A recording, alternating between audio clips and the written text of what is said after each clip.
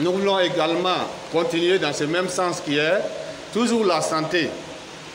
La santé, et cette fois nous voulons vous parler de quelque chose qui est rare, qu'on parle rarement dans notre communauté. Aujourd'hui, alhamdoulilah, nous allons peut-être dire un ou deux mots dessus. Il s'agit de VIH, le VIH-Sida.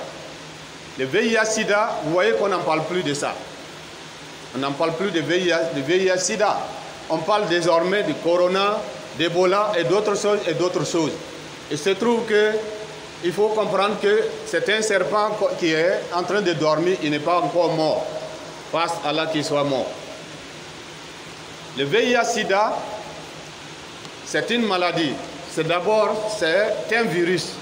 Un virus qui est petit comme ça, qu'on ne peut pas voir à l'œil nu. Un petit virus, mais qui fait beaucoup de ravages dans notre communauté surtout.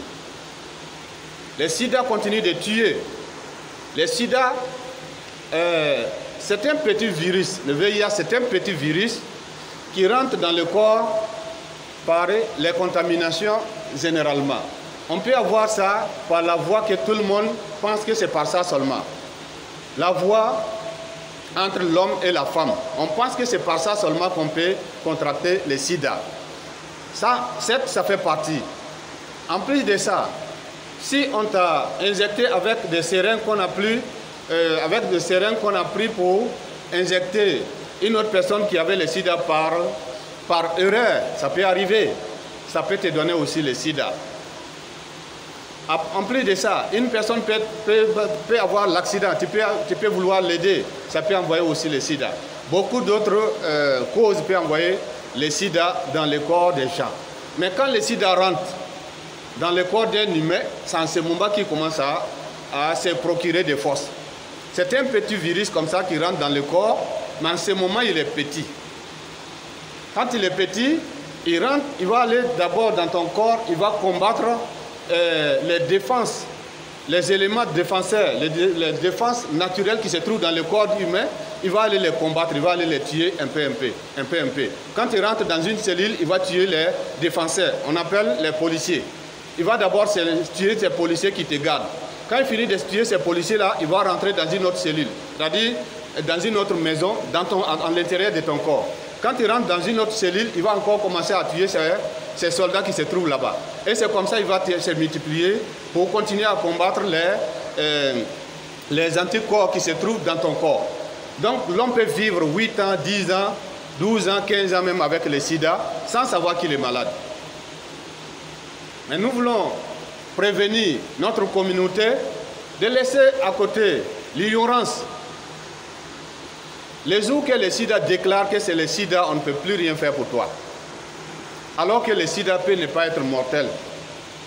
Depuis le début, quand le virus rentre dans le corps, nous avons si tu t'en vas voir l'hôpital, ils vont te donner des médicaments. Les médicaments, tu vas les prendre pendant longtemps, certes, mais ces médicaments vont aller bloquer le virus du sida quelque part. Il ne peut pas se multiplier, il n'a pas la force pour se multiplier. Avec ça, tu ne vas pas contaminer ton bébé. Avec ça, tu ne vas pas contaminer ta femme, tu ne vas pas contaminer ton mari. Avec ça, tu n'es pas un élément dangereux dans la société.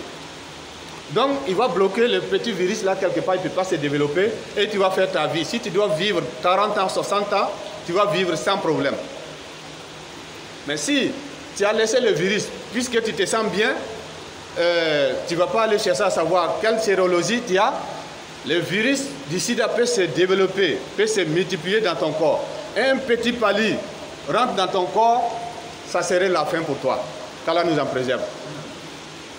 Petite maladie, quand ça va rentrer dans ton corps, ça va trouver qu'il n'y a aucune défense. On parle de 3 sérologies. Les 3 sérologies, la première partie, c'est les séropositifs. Les séropositifs, c'est des personnes qui vivent avec le VIH-Sida. Lui, il vit avec la maladie. Et le séronégatif, c'est une personne qui vit sans la maladie du sida, sans le virus du sida dans son corps. Et la troisième partie, on appelle ça séro-ignorant. La plupart de notre communauté, nous sommes séro-ignorants. Vous voyez, séro-ignorant, c'est quoi? Tu n'es pas allé chercher à te dépister pour savoir si tu as la maladie ou tu n'as pas la maladie. Donc si tu as la maladie est en train de se développer dans ton corps. Les jours, ça va se déclencher. Alors tu vas laisser les enfants orphelins. Tu vas laisser des femmes veuves. Tu vas laisser des hommes veufs. Ainsi de suite. Avant que ça n'arrive, il faut d'abord chercher à savoir. Si j'ai la maladie, je m'en vais continuer à prendre des médicaments pour ne pas que ça soit déclenché. Si je n'ai pas la maladie, alhamdoulilah, je remercie Allah, je vais rester toujours sous ma garde. Mais je ne sais pas ce qui se passe. D'autres même, ils vont se marier, ils ne vont pas savoir. La dame a quel problème, ils ne vont pas chercher à savoir. Le garçon a quel problème, on fait les mariages comme ça. Alors que notre religion nous demande toujours d'être sûr et certain des choses avant de faire.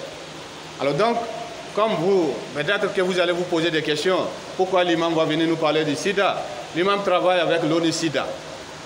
Alors donc, nous savons un peu ce qui se passe.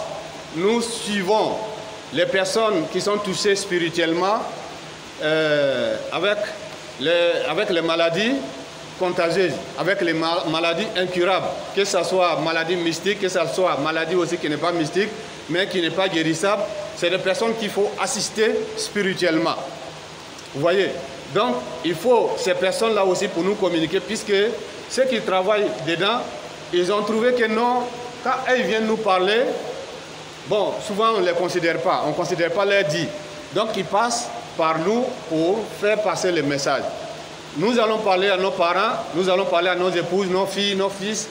Avec ça, Inch'Allah, le contact va plus passer.